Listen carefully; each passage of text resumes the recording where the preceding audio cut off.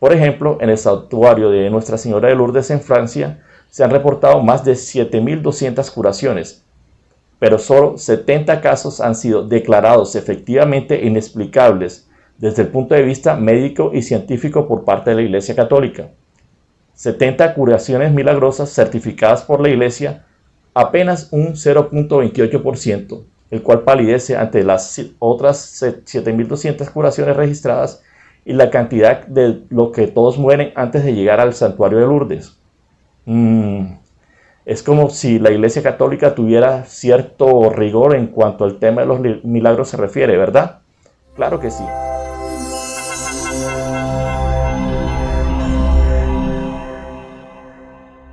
Siete respuestas a El bulo de los milagros de Roxana Kramer. Hola a todos, esto es Cristianismo Católico con Romeo Charlie. El otro día en YouTube vi el video de la filósofa Roxana Kramer intitulado El bulo de los milagros, link en la descripción. Esto se hizo con base en el libro de los milagros de Carlos Orsi, y el punto central de la exposición de la filósofa es que las religiones judía, islámica y especialmente la cristiana católica, lo que exponen como milagros simplemente no lo es, ya que tienen una explicación científica, es decir, nada de sobrenatural hay en la receta que los produjo. El eje del libro de Orsi es el de reconocer que la perspectiva religiosa considera como milagros hechos que tienen otras explicaciones basadas en la ciencia. Ya, no digas nada, ya nos exhibiste, ya. El canal El Tesoro de la Isla ya le dio una respuesta al video, link en la descripción. Si bien no encuentro nada objetable desde el punto de vista de la doctrina cristiana en dicha respuesta, que en realidad es bastante buena.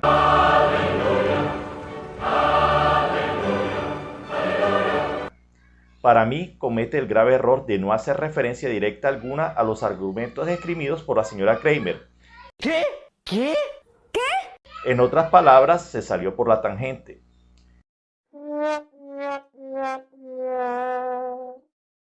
A pesar de que la señora Kramer es extremadamente competente y elocuente en su discurso, ¡Lo dijo!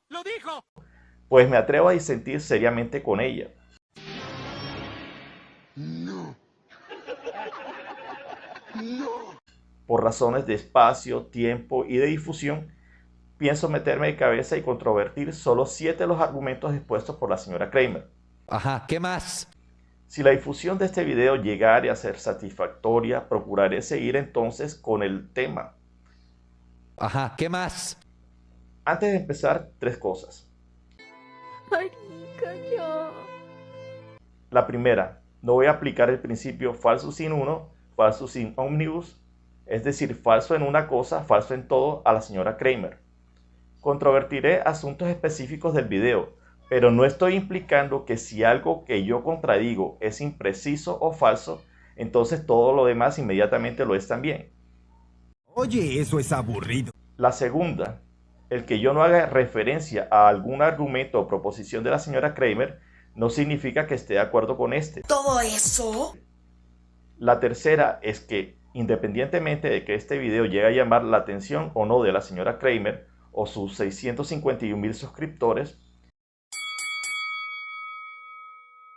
yo le pido encarecidamente a todo aquel que vea este video, llegue o no llegue al final, que por favor no le mande a la señora Kramer mensajes de odio, ni insultos, ni intentos de doxeo, ni nada parecido.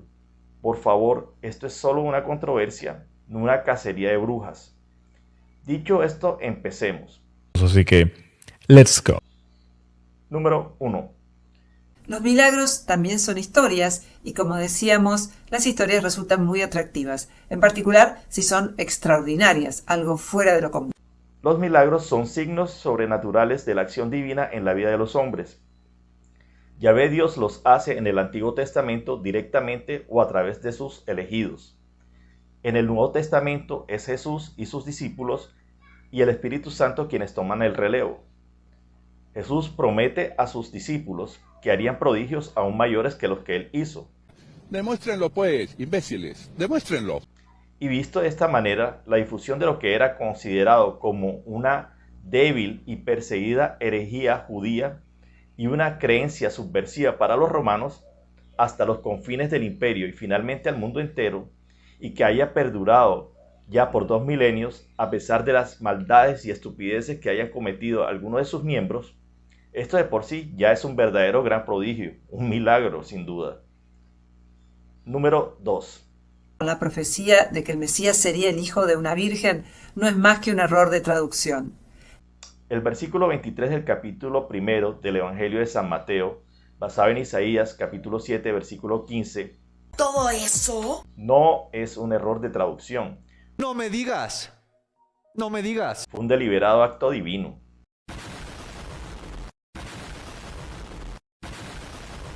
Esta es la historia basada no en el Tanakh o Antiguo Testamento, sino en la obra Antigüedades de los Judíos de Flavio Josefo y de la tradición de los cristianos egipcios no fieles o sujetos a la Iglesia Católica.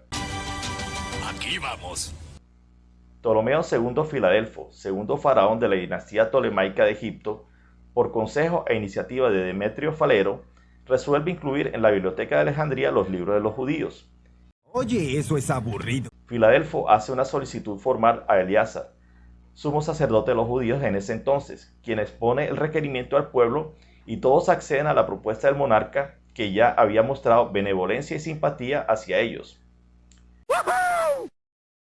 Se organiza entonces el envío de 70 sabios que acometerán la labor en Alejandría. Bueno, esto se pone interesante. Sí que sí, estamos hablando de la Biblia, de la llamada versión de los 70, la cual se completó en Alejandría en 72 días. Ajá, ¿qué más? Y hasta aquí Flavio Josefo, ahora la tradición cristiana egipcia.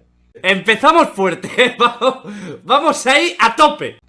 Se considera por algunos expertos que solo fue el Pentateuco el cual fue traducido al griego en tiempos de Filadelfo, y que la labor llegó incluso hasta al siglo I después de Cristo.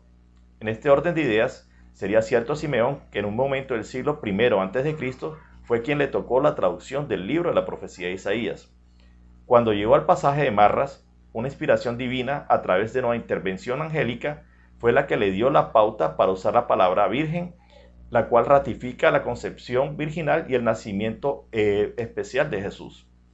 Simón sería recompensado por esto con el conocimiento en vida del Mesías en el nacimiento de en el momento de su presentación en el templo, conforme a lo que aparece en el Evangelio de San Lucas, capítulo 2, versículos 25 a 35. Esto en cierta forma revela un curioso eje de concordancia de los evangelios, ya que la cita de Isaías le corresponde a Mateo y la presentación del traductor Simeón corre por cuenta de Lucas. Entre paréntesis, los evangelios fueron redactados por personas que estuvieron muy cerca de quienes conocieron a Jesús en su vida terrena. Pedro, Mateo, Juan, incluso la mismísima Virgen María fueron fuentes, nada de segunda mano. Número 3. Es casi seguro que las reliquias milagrosas como la sangre de San Genaro no contengan sangre sino material parecido al ketchup, pero la Iglesia no permite abrir el envase ni hacer otros estudios no invasivos y solo son fraudes creados siglos después de la muerte de los mártires que pretenden representar. Si bien hay reliquias milagrosas que no han sido analizadas por científicos, tales como la sangre de San Genaro, hay no menos de 12 cuerpos de santos que no se han descompuesto y están a la vista del que quiera verlos. Esto y mucho más. Si bien los factores que pueden contribuir a la preservación natural de un cuerpo incluyen condiciones ambientales como la humedad, la temperatura, la acidez del suelo, la falta de oxígeno y la presencia de microorganismos específicos, Tiene perfecta validancia. estamos hablando de cuerpos que no han sido inhumados, es decir, enterrados. Weird.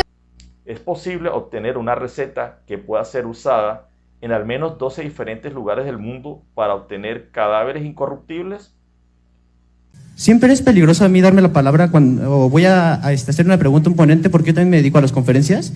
¿Y por qué el mismo efecto no se produce en otros cuerpos de cada región donde aparecen estos cuerpos incorruptibles, si el resultado se atribuye a características ambientales o del suelo? ¡Ay, no solo me robó las células, también mis diálogos! Cuarto. La cantidad de personas que mueren camino al santuario de Lourdes en Francia es mayor que el de las personas que dicen ser milagrosamente curadas en ese lugar. En Lourdes, la Iglesia Católica ha reconocido ciertos milagros, especialmente curaciones, que han sido examinados y verificados por científicos. ¡No! ¡No es cierto! Yo sé que no es cierto. Lo dice para asustarme, pero yo sé que no es verdad. Por ejemplo, en el santuario de Nuestra Señora de Lourdes en Francia, se han reportado más de 7.200 curaciones. ¿Todo eso? Pero solo 70 de ellas han sido declaradas efectivamente inexplicables desde el punto de vista médico-científico, es decir, milagros. ¡Lo dijo! ¡Lo dijo! 70 curaciones milagrosas certificadas por la Iglesia Católica, apenas un 0.28%, el cual palidece entre las otras 7.200 curaciones registradas y la cantidad de todos aquellos que mueren incluso antes de llegar al santuario de Lourdes.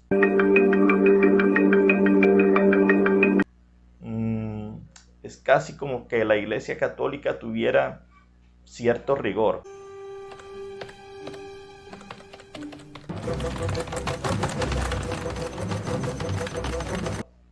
En cuanto al tema de los milagros se trata, claro que sí. La Iglesia utiliza un procedimiento específico para evaluar estos milagros, que fue codificado en 1734. Este proceso se basa en una serie de mediciones y análisis recopilados y examinados por una consulta médica especial nombrada por la Congregación para las Causas de los Santos.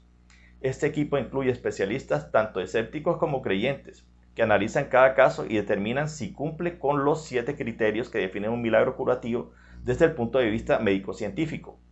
Oye, eso es aburrido. Estos criterios fueron inicialmente recogidos en De Servorum Dei Beatificatione et Beatorum Canonizatione por el cardenal Prospero Lambertini, quien más tarde se convirtió en el Papa Benedicto XIV. ¡Vaya, vaya, vaya! Y siguen siendo válidos hoy en día. Así que, aunque no todos los eventos milagrosos son verificados por la ciencia, hay un esfuerzo significativo por parte de la Iglesia para asegurar que los milagros reconocidos tengan una base sólida y sean genuinamente inexplicables por medios naturales o científicos. ¿Ves esto? Esto es ciencia. Es importante destacar que, aunque los fieles pueden experimentar la intercesión de los santos de manera personal y significativa, la Iglesia solo reconoce oficialmente aquellos milagros que pasan por este proceso de verificación y se consideran inexplicables según los conocimientos actuales. Como decían antes, Roma locuta causa finita. Quinto, el filósofo David Hume escribió en su ensayo de los milagros: ¿cómo es posible que una persona racional crea en un milagro? Suponga que un amigo le cuenta un acontecimiento milagroso. Un elefante apareció flotando en el cielo y habló con él. Usted tiene las siguientes opciones. Una es aceptar como real ese evento totalmente inédito, sin precedentes, y que viola las leyes conocidas de la biología y de la física. La otra es que su amigo esté mintiendo o haya sido engañado. Tal vez haya visto otra cosa. Y aunque usted vea el milagro en primera persona, ¿cómo saber que no se trata de un engaño o de una alucinación? David Hume no estuvo en Fátima el 13 de octubre de 1917. No hubieras visto a un elefante en el aire, pero sí al sol bailar, junto con otros 70.000 testigos oculares, en un evento que cambió directamente la historia de Portugal y posteriormente la del mundo. Esto y mucho más. El periódico que reportó el evento, conocido como la Danza del Sol en Fátima, Portugal, en 1917, fue O Século. Este diario tenía una visceral orientación anticlerical y a pesar de esto fue uno de los medios que publicaron los acontecimientos del 13 de octubre de 1917.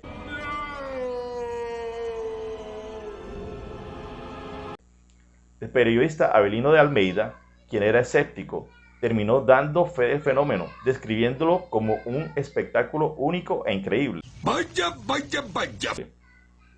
Los masones portugueses, en ese entonces en plena persecución de los católicos y del clero, y decididos a exterminar el cristianismo católico de Portugal en 2 generaciones por cualquier medio que fuera necesario,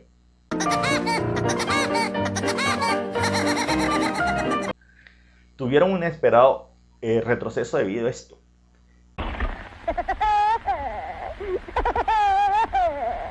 Es muy difícil caracterizar a 70.000 testigos oculares de un fenómeno inexplicable de alucinación colectiva, desvarío fanático y cosas por el estilo.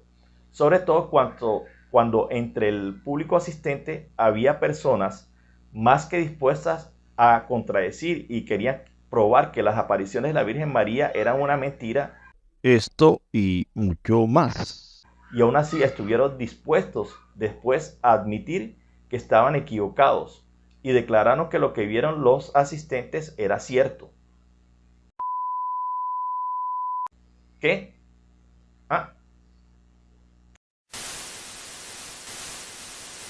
¿Que cuándo fue certificada la aparición por la iglesia? Marica, ya. Ya, la Iglesia Católica certificó la veracidad de la aparición y de la danza del sol por allá en 1930, apenas unos 13 años después. Lo dicho, la Iglesia Católica anda en estas cuestiones con pie de plomo. Número 6. Tampoco hay registro de la historia egipcia de plagas, persecuciones en el desierto y apertura de las aguas, ya que los escribas egipcios difícilmente dejarían de comentar una derrota militar tan grandilocuente, así como la muerte de un ejército entero ahogado en el cierre del Mar Rojo. Que no aparezcan registros de la desaparición de un ejército completo y la huida de un gran contingente de esclavos en el antiguo Egipto no tiene nada de raro. No me digas. No me digas. Los gobiernos de todos los tiempos tienden a barrer bajo la alfombra sucesos incómodos. Tiene perfecta validancia. Desde este punto de vista no sería inverosímil que no haya registros de la salida de esclavos hebreos de Egipto, ya que no solo se trató de una derrota militar, sino que también fue una derrota de los dioses de Egipto, incluido el faraón, que también era considerado un dios. Se acabó todo. Todo, todillo. Reconocer en los registros históricos que un tal yo soy el que soy se puso de parte de una población de esclavos y en contra del Hijo del Sol hubiera sido tremendamente perjudicial para el statu quo. Sin el ánimo de ofender la susceptibilidad de nadie, sino de hacer una comparación nada más. Por favor, que alguien calle a ese imbécil. Recién se empieza a hablar, sobre todo por fuera de Argentina, la extraña política sistemática de invisibilización de la población afrodescendiente de esta nación. Si hay una minoría afrodescendiente en Argentina, sí, pero se habla de su supresión deliberada a través de participaciones en guerras y de malas condiciones de vida y la remisión de estas poblaciones a regiones que fungían de facto como demarcaciones y guetos. Sí, cómo no. Hablo en serio. El punto sigue siendo que a cualquier gobierno a lo largo de la historia le puede pasar lo de la necesidad de esconder hechos que le parezcan incómodos o vergonzosos. Esto y mucho más. Así que desde este punto de vista es perfectamente viable, factible, el silencio acerca de los hebreos en la historiografía egipcia. Siempre es peligroso a mí darme la palabra cuando voy a hacer una pregunta a un ponente, porque yo también me dedico a las conferencias. Número 7. Sostiene que la muerte de Jesús no solo habría sido abrupta e inesperada para sus discípulos, sino que los habría privado de una fuente incalculable de estabilidad emocional y de apoyo psicológico. Para seguir a Jesús, los apóstoles habían abandonado su familia, su profesión, su religión y la propia sociedad en la que vivían. La resurrección es la base de la religión cristiana católica. Bien lo recalca San Pablo en la primera epístola a los Corintios, capítulo 15, versículo 17. Y si Cristo no resucitó, vuestra fe es vana. Estáis todavía en vuestros pecados. Qué buen sermón, ¿verdad? Señores, ¿oyeron al hombre? Dale a las teclas, Wazowski. En la práctica del derecho se considera como decididamente falsas las declaraciones de varios testigos cuando coinciden perfectamente en todos sus detalles. Todos sus detalles. Fastidias por aquí, fastidias por allá. Fastidias por aquí, fastidias por allá. Fastidias por aquí, fastidias por allá. Es un hecho que en todos los evangelios fueron mujeres los primeros testigos de la resurrección de Jesús. Pero conforme a la forma de pensar de aquella época y de la ley mosaica, por ser mujeres su testimonio no contaba. Sin embargo, audazmente Los evangelios reconocen su testimonio desafiando las convenciones de la época.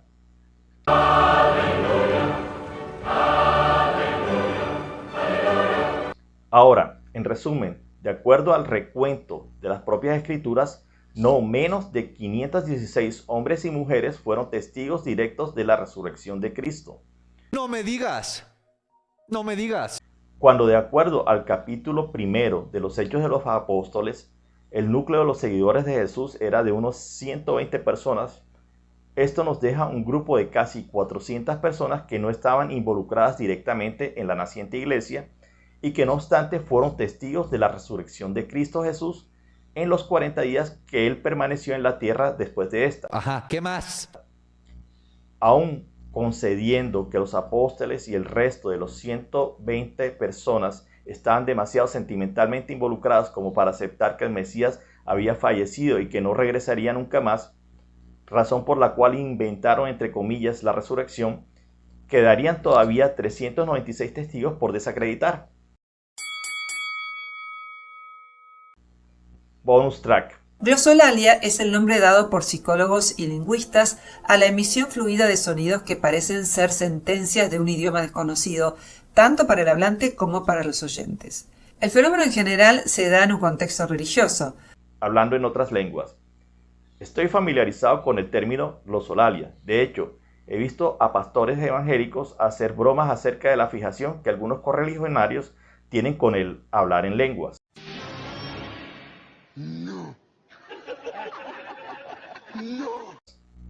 Algunos los han remedado diciendo: saca la bazooka, Rambo. De hecho, el mismo apóstol Pablo prefería el don de profetizar al de hablar en lenguas, ya que, parafraseando un poco, el que habla en lenguas solo le habla a Dios. Es decir, el apóstol Pablo también le tocó oír su cuota de lo que los escépticos caracterizan como glosolalia, pero no se atrevió ni siquiera un poco a descalificar a sus correligionarios como autores de supercherías. Solo bailo reggaetón. El otro don de lenguas del que me gusta hablar es el de los miembros de la iglesia primitiva, el cual recibieron en Pentecostés. Empezaron a hablar en lenguas humanas que previamente desconocían, una herramienta bastante útil para la futura difusión del evangelio. Y como dato final, se ha registrado que en exorcismos formales, oficiados por sacerdotes exorcistas de la Iglesia Católica, los posesos hablan en lenguas humanas que les son desconocidas a estos.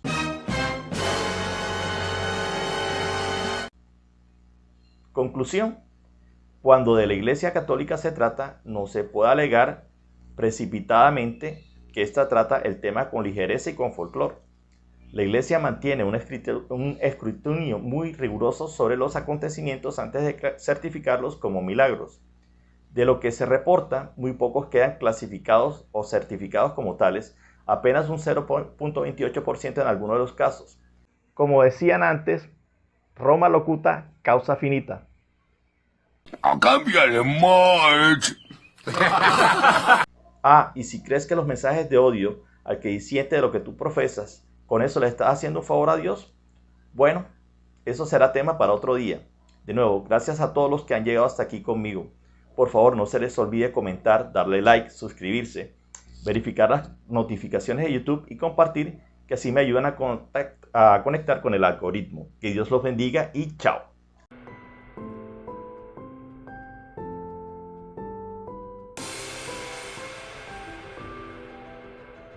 Fue un deliberado acto divino.